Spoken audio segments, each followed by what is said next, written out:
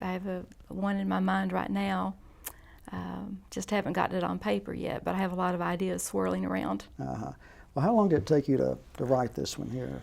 Well, actually, it several years, I guess, because I took some of the articles that had appeared in the State Journal, and then I added to it. So I'd say maybe 3 or 4 years total.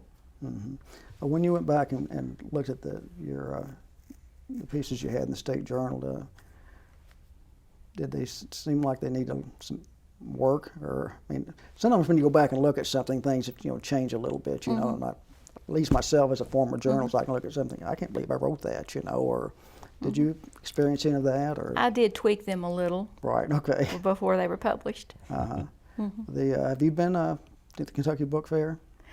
Not as an author. Okay. I've been there to purchase books. Do you enjoy going to the book fair? I do. Do you?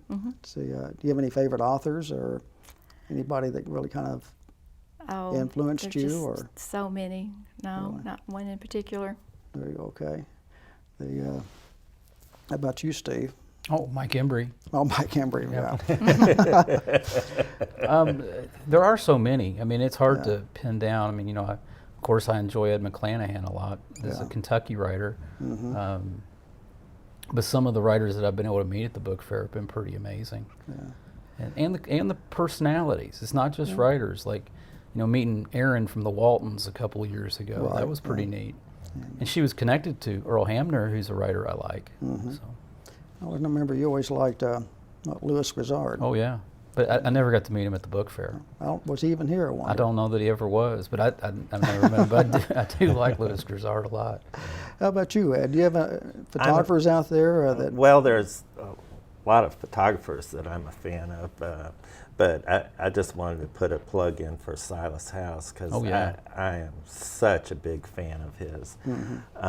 And he has done a lot for the literary community in Kentucky.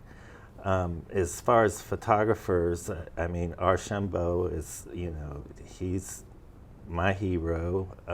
There's a photographer from Morgan County, Dean Hill. He's been at the book fair a couple of years. Actually, I discovered him at the book fair.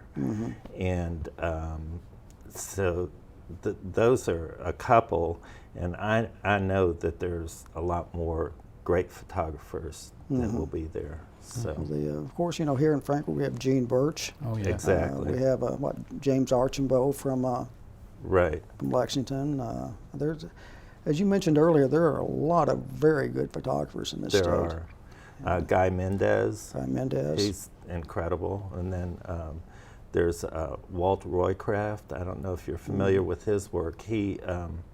He's the go-to photographer for Kentucky Homes and Gardens, but his own work is rural landscapes of mostly of barns.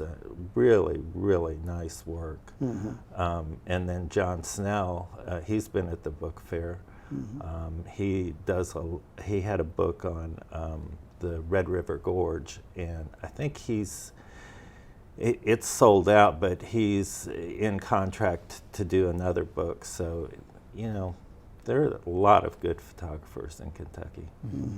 And I want to mention Ed. He's been involved with arts for a long time. You're with Kentucky Arts Council. With the Kentucky Arts Council, yeah. So I have to be very careful to separate my Kentucky Arts Council job from my freelance over here. But I'm the arts marketing director for the Kentucky Arts Council, and the Kentucky Crafted program. I don't know if you've ever heard of it, but that's my program. We have about 340 artists in that program, and so it's been good. It's been good working with artists. Yeah.